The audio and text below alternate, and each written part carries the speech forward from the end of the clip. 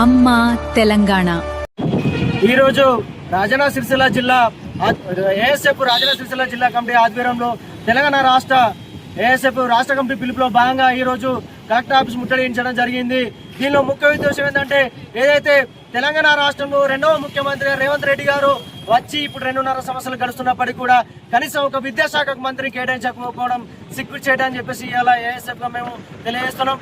ఎందుకంటే ఈ రోజు ఏదో గత ప్రభుత్వం టీఆర్ఎస్ ప్రభుత్వం ఉన్న అధికారంలో ఉన్నప్పుడు విద్యార్థులకు స్కాలర్షిప్ రియంబర్స్మెంట్ ఇప్పటి వరకు విడుదలయ్యాలని చెప్పేసి అప్పుడు ఉన్నటువంటి ప్రభుత్వం మీద ఇప్పుడున్న ప్రభుత్వం కొట్లాడి తెలంగాణ రాష్ట్రంలో రెండో ముఖ్యమంత్రిగా నేను రావడం జరిగిందని చెప్పేసి గొప్పలు చెప్పుకున్నటువంటి రేవంత్ రెడ్డి గారు ఇప్పటికీ మన విద్యార్థుల సమస్యలు మీకు కనబడతలేవు అని చెప్పేసి మేము ఏఎస్ఎఫ్ డిమాండ్ చేస్తున్నాం. ఎందుకంటే ఈ రోజు రాష్ట్ర వ్యాప్తంగా పెండింగ్ లో ఉన్న స్కాలర్షిప్ ఫీజు రియంబర్స్మెంట్ 11,000 కోట్లకు పైగా చీలికకు పైగా ఇవాళ పెండింగ్ లో ఉన్నటువంటి పరిస్థితులు ఉన్నాయి. ఈ స్కాలర్షిప్ ఫీజు రియంబర్స్మెంట్ రాక ప్రైవేటు యాజమాన్యాలలో ఎక్కడైతే పాఠశాలలు కావచ్చు కళాశాలలు కావచ్చు కనీసం విద్యార్థులకు సర్టిఫికేట్ ఇవ్వాలనే పరిస్థితిలో ఉంది. చివరికి సర్టిఫికేట్లు అడిగితే విద్యార్థులకు ఫీజులు అడిగి ఇబ్బందులకు గురి చేస్తున్నటువంటి పరిస్థితి ఉంది. మరి ఇదేంది ప్రాబ్లం ఉందని చెప్పేసి మేము అదే ప్రైవేట్ యాజమాన్యాల దగ్గరికి అడిగితే ప్రభుత్వం మాకు ఇట్లా అన్యాయం చేస్తుందని చెప్పేసి చెప్తున్నటువంటి పరిస్థితులు ఉన్నాయి. మరి ఇక్కడ తెలంగాణ రాష్ట్రంలో ఏదైతే చేస్తామని చెప్పేసి మేము ఏఎస్ఎఫ్ డిమాండ్ చేస్తున్నాం. అలాగే ఏదైతే 2009 విద్యా హక్కు చట్టాన్ని అమలు చేయకుండా కార్పొరేట్ యాజమాన్యాలకు ఇక్కడ అధికార యంత్రాంగం ప్రభుత్వం బొమ్మగాస్తున్నటువంటి పరిస్థితులు ఉంది. ఇవాళ ప్రైవేట్ కార్పొరేట్ కు ప్రోత్సహిస్తూ ప్రభుత్వ పాఠశాలను తీసేసే ప్రయత్నాలు మీరు మానుకోవాలని చెప్పేసి మేము ఏఎస్ఎఫ్ రాజన్న సిరిసిల్ల జిల్లా కమిటీ పక్షాన మేము డిమాండ్ చేస్తున్నాం. అలాగే ప్రభుత్వ పాఠశాలతో పాటు సంక్షేమ హాస్టల్ ఇప్పటి వరకు కూడా కనీస వసతులు లేని పరిస్థితి ఉంది. ప్రభుత్వ పాఠశాలలో ఇప్పటికి బుక్స్ అందలేని పరిస్థితి ఉంది, యూనిఫామ్స్ అందలేని పరిస్థితి ఉంది. అటువంటి ప్రాబ్లమ్స్ పెట్టుకొని రెండు నెలలు అవుతున్నది ప్రభుత్వ పాఠశాలలు ఓపెనింగ్ అయినప్పటికీ కూడా ఇప్పటికి కూడా కనీసం ఎక్కడో సమస్యలు అక్కడనే చేస్తున్నటువంటి పరిస్థితి ఉంది. మరి కాంగ్రెస్ ప్రభుత్వానికి గత ప్రభుత్వం మీద ఇట్లా చేసిరని మీరు వాటి మీద విమర్శిస్తున్నారు తప్ప కానీ విద్యార్థుల సమస్యలు మీరు కనీసం కూడా మీ దృష్టికి రావడం లేదా, కనీసం మీ దృష్టిలో ఇవ్వని చెప్పేసి మేము ఏఎస్ఎఫ్ గా డిమాండ్ చేస్తున్నాం.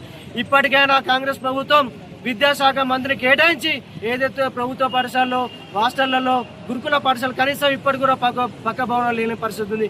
ఇప్పుడు జిల్లాలో ఉన్నటువంటి ప్రతి కేజీబీవీ పాఠశాలలో ఇంటర్మీడియట్ ఏర్పడే పరిస్థితి ఉంది.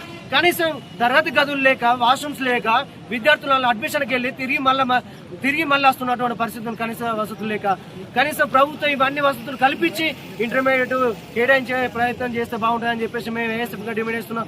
ఇప్పటికైనా ప్రభుత్వం ఏదైతే విద్యాశాఖ మంత్రి కేటాయించి విద్యార్థుల సమస్యలను పరిష్కరించాలని చెప్పేసి మేము ఏఎస్ఎఫ్ రాజన్న సిరిసిల్ల జిల్లా కమిటీ ప్రశ్నిస్తున్నాం. లేని ఏడల ఈ రోజు కలెక్టర్ ఆఫీసులు కావచ్చు, రేపు ఎమ్మెల్యేలు ఎంపీలు మరి అలాగే ఏదైతే ఇప్పుడున్న పరిస్థితులలో ఢిల్లీలో పేపర్ లీక్ల పైన ఉద్యమాలు జరుగుతూ ఉన్నాయి.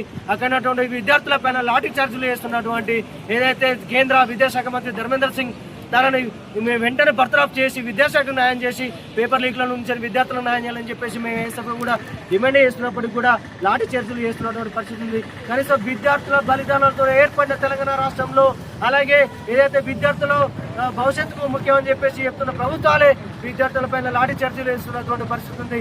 ఇప్పటికైనా విద్యార్థులకు న్యాయం చేసి విద్యార్థుల హక్కులను హరించకుండా విద్యార్థులకు న్యాయం చేయాలని చెప్పేసి మేము ఏఎస్ఎఫ్ డిమాండ్ చేస్తున్నాం. నా పేరు మందాలి కుమార్, ఏఎస్ఎఫ్ జిల్లా కార్యదర్శి. విద్యార్థులు అంటే కళ్ళకు కనిపించట్లేదా? మరి విద్యార్థుల దగ్గర ఓటు బ్యాంకు లేదని చెప్పేసి విద్యార్థుల జీవితాలతోనే ఆడుకోవడానికి రాష్ట్ర ప్రభుత్వం అనుదిక్కుల ప్రయత్నం చేస్తా ఉంది. గత కాలంలో అదే కాంగ్రెస్ ప్రభుత్వం స్కాలర్షిప్స్ ఫీజు రియంబర్స్మెంట్ తీసుకొచ్చినటువంటి ప్రభుత్వమే ఈ రోజు విద్యార్థుల స్కాలర్షిప్ ఫీజు రియంబర్స్మెంట్ ని తీసేయడానికి అనేక కుట్రలు చేస్తున్నటువంటి పరిస్థితి ఉంది.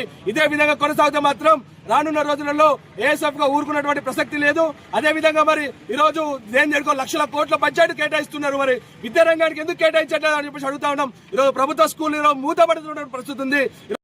ఈరోజు ప్రభుత్వ విద్యారంగం పైన ఎందుకు లేదని చెప్పేసి ఈరోజు ఈ ముఖ్యమంత్రి రేవంత్ రెడ్డి గారిని అడుగుతా ఉన్నాం. మరి ఇదే విధంగా కొనసాగుతూ ఉంటే మాత్రం ఈరోజు విద్యా హక్కు చట్టాన్ని పూర్తిగా నిర్వియోగం చేస్తున్నటువంటి పరిస్థితి ఉంది. ఈరోజు విద్యా హక్కు చట్టాన్ని ఈరోజు పక్కన పెట్టేటువంటి ప్రయత్నాలు చేస్తా ఉన్నారు. ఆ విధంగా చేస్తే మాత్రం ఏమాత్రం కూడా ఊరుకోమని చెప్పేసి మేము చెప్తా ఉన్నాం. అదే విధంగా ప్రైవేట్ కార్పొరేట్ విద్యా సంస్థలలో ఫ్రీ ఎడ్యుకేషన్ పాలసీ తీసుకురావాలని చెప్తా ఉన్నాం.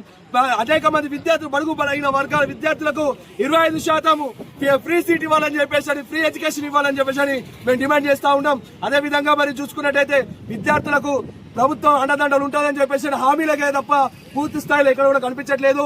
ఎక్కడ ఉద్యమాలు చేసినా, ఎక్కడ పోరాటాలు చేసినా, ఎక్కడికక్కడ అక్రమ కేసులతోని, అక్రమ నిర్బంధాలతోని ఈరోజు విద్యార్థులను అనగదొక్కేటువంటి ప్రయత్నాలు చేస్తా ఉన్నారు. ఇదే విధంగా కొనసాగితే మాత్రం రానున్న రోజుల్లో జిల్లా వ్యాప్తంగా, రాష్ట్ర వ్యాప్తంగా ముఖ్యమంత్రులు, ఎమ్మెల్యేలు ఇల్లును ముట్టడిస్తాం. అవసరమైతే ఆమరణ దీక్ష కూర్చోవడానికి కూడా సిద్ధంగా ఉన్నామని చెప్పేసి ఈ సందర్భంగా ఈ రాష్ట్ర ప్రభుత్వానికి హెచ్చరిస్తా ఉన్నాం. నా పేరు కుర్ర రాకేష్, ఏఎస్ఎఫ్ జిల్లా అధ్యక్షుడు.